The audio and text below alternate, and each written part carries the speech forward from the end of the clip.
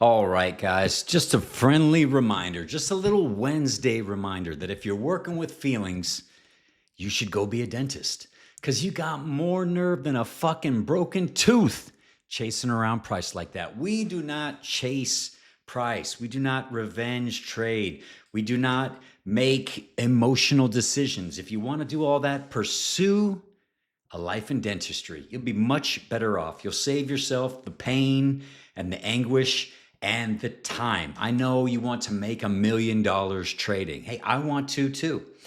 But the goal is not to make $1 million. The goal is to create a system that is so reliable that the odds are more that you won't not be a millionaire than you will.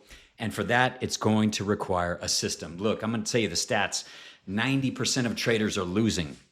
So that means you better be doing more than 90% of most traders. Now, that doesn't necessarily mean you have to do more work or take more trades, because one thing that I've learned in trading is that more trades does not equal a better trader. More trades probably will get you worse off.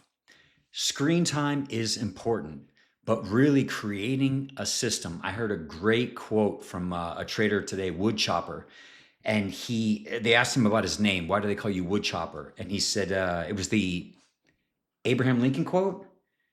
I'll spend, if I had 10 hours to chop down a tree, I would spend 8 hours sharpening my axe. This is a beautiful quote, and it's about creating a system, back testing. I'm going to tell you that if you have more than 3 indicators on your chart, I can tell you already, you are not winning. You probably don't even know your statistics. You probably don't even have a system. You have so much on your chart that you're relying on something else to give you your system.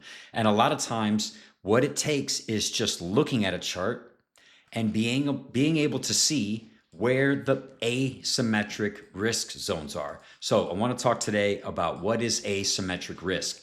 Asymmetric risk is being wrong for very cheap, right? So let's take an example here. We're looking at price action. First thing we want to do, we're looking at Bitcoin, of course. And the first thing we want to do is we just want to say, what is it doing, right? We can see here we had a little downwards correctional triangle to an impulse to a little flat correction to another impulse to a flat correction, impulse, flat correction, impulse, downwards channel, impulse, sideways action, back here, back tested this, came on up, all-time high, and since then, impulse, correction, impulse, correction, impulse, correction. Now, we can just look at it and just say, okay, the highest probability is that price is going to continue in its direction, right?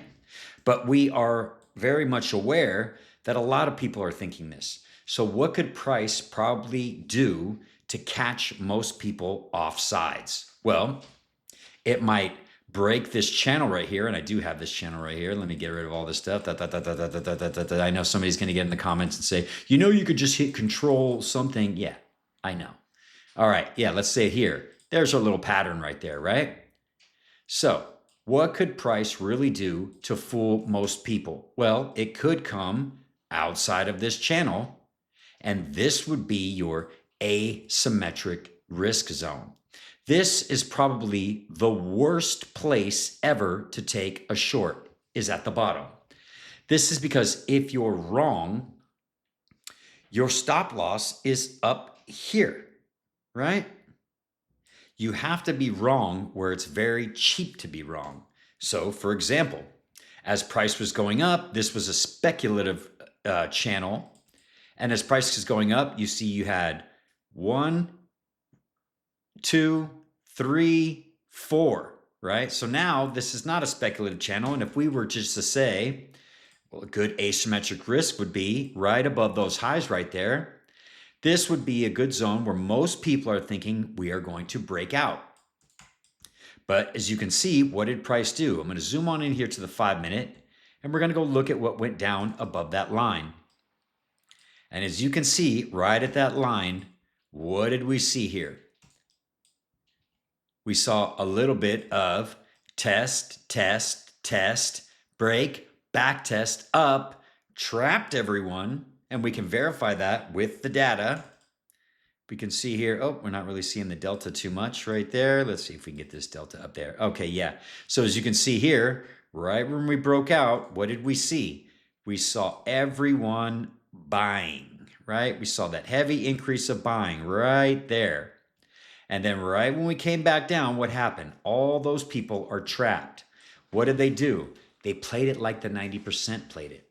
They were longing the break. You can't long, or the asymmetric risk, the best rewards are longing when price is going down, thinking about the trap. But this requires a system, and over time, you can develop your system. So, what am I trying to say here? Get those indicators off your chart. Get those indicators off your chart.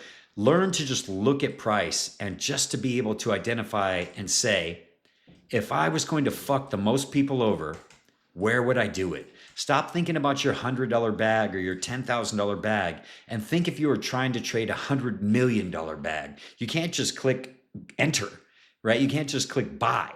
You have to build a position. You have to trap people. You have to do it where people are going to be most bullish and most bearish. This is why people say put your stop loss or put your entry where you would put your stop loss. Well, that's just the inverse way of thinking about it. Where can the most people get into trouble? I want to show you a trade that I took the other day. And this was based on a single print. Now, not a lot of people know much about single prints, right? And as you can see here, we did have this single print, right? Price went up right at the top of that high. And then if we took this back here, right to the top of that, this was an easy entry right here. And I did take this long, and everybody else was thinking we're going short. And sure, they had valid reasons to go short. We had the 50% of the parallel channel. But really, when you look at the market structure and you really just ask yourself these basic questions, where's price trying to go? You have your low, higher low, higher low, higher low. Why not have a higher low? When you see an entry there, you have to have a criteria. This is what I've been talking about a lot lately, is a playbook, right? So if you have a play in your playbook, and this is why I love Severin's 3-candle entry method, where he just always has this 3-candle, it's a look to it. He doesn't need anything else. Arrival candle, reversal candle, change of character, entry candle. 1, 2, 3, at a zone, a predetermined zone where you're looking for it and waiting for it. There's nothing to think about. You just enter. You have a nice asymmetric risk zone where you know right away where you're wrong. This trade was based off of a single print, and I think that there was an anchored VWAP coming up here. Okay, cool. I know exactly when I'm wrong. This is my entry zone.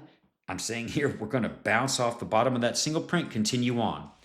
This has a high win rate. Now, I usually have to wait around a long time for this trade, but when I see it in advance, I say, you know what, there it is. This has played out many times before. It has a high hit rate. It has a high percentage that it's going to play out if I see the response that I want at the zone that I want. Nothing to think about. You just take it. Get a couple plays in your playbook. Tune in because we're going to be going over some playbook trades that I like to use that maybe you can implement into your system and you can take them into any asset. I hope that helps. Take care, guys. It's midweek. It's going to be an interesting week. We got some juicy news coming up, but trade well and stop chasing price.